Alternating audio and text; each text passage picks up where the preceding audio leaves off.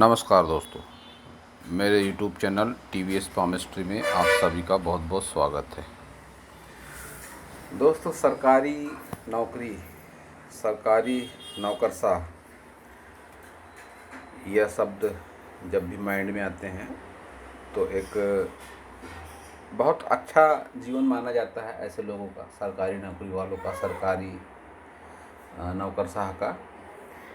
ज़्यादा जिम्मेदारी से काम नहीं करते अधिकतर ये लोग, और रुपये पैसे के मामले में बहुत सुरक्षित होते हैं, ऐसा माना जाता है। एक आम जनमानस में धारणा है। तो सरकारी नौकरी अच्छी मानी जाती है। सरकारी नौकरशाह को बहुत रिस्पेक्ट मिलती है, चाहते या ना चाहते हुए भी लोग उनके आगे पीछे घूमते रहते हैं। आपने देखा होगा अधिकतर कि जो सरकारी नौकरशाह होते हैं, कि बहुत से नौकरशाह, इनका जो बुढ़ापा होता है बहुत ही कष्टकारी होता है। या ऐसा भी कह सकते हैं कि जैसे ये लोग 50 के समथिंग आते हैं, इनका बुरा समय शुरू हो जाता है। आप नज़र दौड़ाइए अपने चारों ओर कि इनका जो जीवन होता है 50 प्लस के बाद में बहुत ही ज़्यादा प्रभावित होता है। सरकारी जो नौकरशाह होते हैं, आप देखेंगे किसी को संतान से कष्ट है, कोई बहुत गंभीर बीमारियों से परेशान है, कोई प्रॉपर्टी के चक्कर में फंसा है, नहीं उसका समाधान हो पा रहा है। इनकी समस्याएं आर्थिक न होते हुए मानसिक और शारीरिक होती हैं। इसका क्या कारण होता है, आज मैं आपको इस वीडियो के माध्यम से बताने का प्रयास करूंगा। तो सबसे पहले बात शुरू करते हैं। सरकारी नौकरी की अगर बात करी जाए तो उसके लिए देखा जाता है सबसे पहले सन माउंट। ऐसे लोगों का जो सन माउंट होता है साधारण तौर पे अच्छा होता है, और इनके पास एक अच्छी सनलाइन भी होती है जो सरकारी नौकरी दिलाने में इनको अच्छी खासी भूमिका निभाती है। अब सबसे पहले मैं बता दूं आपको कि सन माउंट कहाँ होता है। सन माउंट, यह जो लिटिल फिंगर के बाजू वाली फिंगर होती है, ये एरिया सन माउंट का है। और अगर आप सनलाइन की बात करते हैं तो सनलाइन कुछ इस तरह से होती है। मैं बताने का प्रयास करता हूं आपको। देखिए, सबसे पहले प्रमुख रेखाएं, ये हृदय रेखा, मस्तिष्क रेखा, जीवन रेखा, भाग्य रेखा। अब सनलाइन जो होती है, ऐसे लोगों के हाथ में अच्छी सनलाइन जरूर होती है। इस तरह से सनलाइन हो सकती है, थोड़े बहुत फेरबदल के साथ भी हो सकती है। जब तक किसी की सनलाइन अच्छी नहीं होगी, सन माउंट अच्छा नहीं होगा, तो ऐसे लोगों को सरकारी नौकरी नहीं मिल सकती। यह एक साधारण जो हस्तरेखा का जो नियम है वह है कि सरकारी नौकरी के लिए एक अच्छी सनलाइन और अच्छा सन माउंट होना जरूरी है। तो ठीक है, युवावस्था में इन्होंने सूर्य पर्वत का लाभ उठाया, अच्छा सन माउंट था, अच्छी सन लाइन थी, तो इसकी बदौलत में इनको सरकारी नौकरी मिल गई और बढ़िया अच्छा खासा इनका जीवन चल रहा। युवावस्था की बात। फिर ये अपने पद प्रतिष्ठा का, मान का दुरुपयोग करने लगे, रिश्वतखोरी करी, आम आदमी को परेशान किया, गरीब जनता को परेशान किया। अब हस्तरेखा विज्ञान के अनुसार व्यक्ति के कर्म और सोच का प्रभाव उसके भविष्य पर, उसके जीवन पर पड़ता है। तो भले ही इनका सन माउंट अच्छा था, सनलाइन अच्छी थी, तो उसका तो बेनिफिट इनको मिल गया, सरकारी नौकरी मिल गई, सरकारी नौकरशाह बन गए, ये ठीक है, ये हो गया। लेकिन इसके बाद जो इन्होंने फिर कर्म करे, उस कर्म का फल मिलना इनको धीरे धीरे शुरू होता है।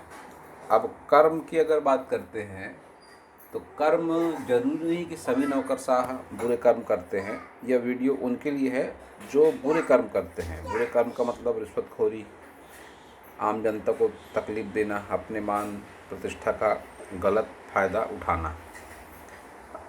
अब बात कहाँ पर आती है कि जो ये है सन, सूर्य और शनि पुत्र, पिता पुत्र की आपस में कभी भी नहीं बनती, सूर्य और शनि की। ये दोनों में हमेशा मतभेद रहते हैं, लेकिन बैठे भी दोनों आजू बाजू हैं।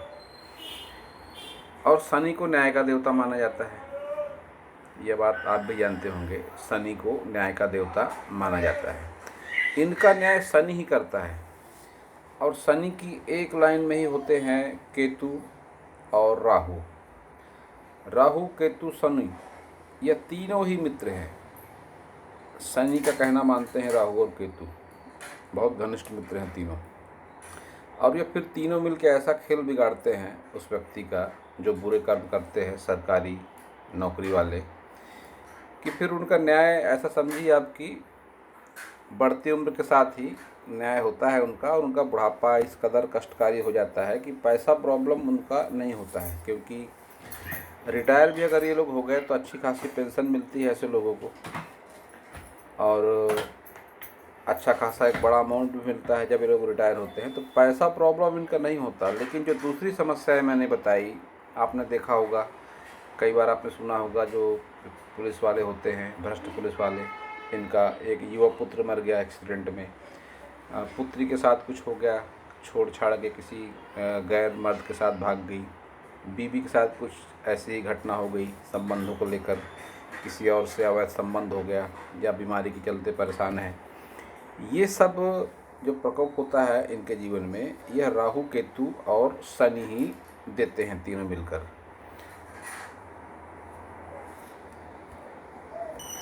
केतु हमेशा मिडिल एज के बाद ही कर्मों का फल देता है, एक ये भी बहुत बड़ा कारण है। केतु मिडिल एज के बाद कर्मों का फल देता है, तो ये पूरी तरह से प्रभाव फिर दिखाते हैं। राहु, केतु और शनि मिलके इनका जीवन बिल्कुल नरक तुल्य कर देते हैं, या ऐसा भी कह सकते हैं कि न्याय करते हैं। इन्होंने फिर जो जीवन भर जो भी किया है, घोटाले करे हैं, रिश्वतखोरी करी है, आम जनता को परेशान कर किया है, उसका पूरा पूरा फिर इनके साथ में न्याय जरूर होता है।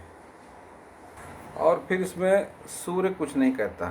सूर्य कहता भैया मैंने तो अपना काम कर दिया, तुमको सरकारी नौकरी भी दे दी, नौकर साहब बना दिया, यश मान सम्मान भी दिया आपको, लेकिन अब आपने उसका दुरुपयोग किया तो मैं क्या कर सकता हूँ, मेरा काम तो हो गया, अब तुम्हारा तुम देखो।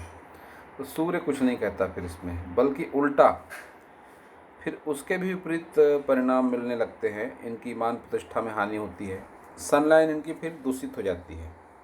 यह भी एक है कि इनकी जो सनलाइन होती है वह दूषित हो जाती है, और जब सनलाइन दूषित होती है तो फिर मानव प्रतिष्ठा में हानि होती है ऐसे में। और ऐसा भी देखा गया कि अचानक से कोई तिल आ गया सनबाउंड पर, तो और ये बदनामी करा देता है फिर। तो इस तरह के नकारात्मक घटनाएं, नकारात्मक चिन्ह, नकारात्मक रेखाएं इनके जीवन में ज़रूर आती हैं। तो दोस्तों, यह था इस सब्जेक्ट पर मेरा ज्ञान। अगर आपको मेरा वीडियो अच्छा लगा हो तो आप मेरे चैनल को सब्सक्राइब करें, मेरे वीडियो को लाइक करें, शेयर करें, कमेंट करें, और पूरा वीडियो देखने के लिए आप सभी का बहुत बहुत धन्यवाद। और अगर आप भी अपने हाथ का वीडियो बनवाना चाहते हैं, हस्तरेखाओं की जानकारी चाहते हैं, तो इस व्हाट्सएप नंबर पर आप अपने दोनों हाथ की फ़ोटो सेंड कर सकते हैं, आपके हाथ का वीडियो आप तक पहुंच जाएगा।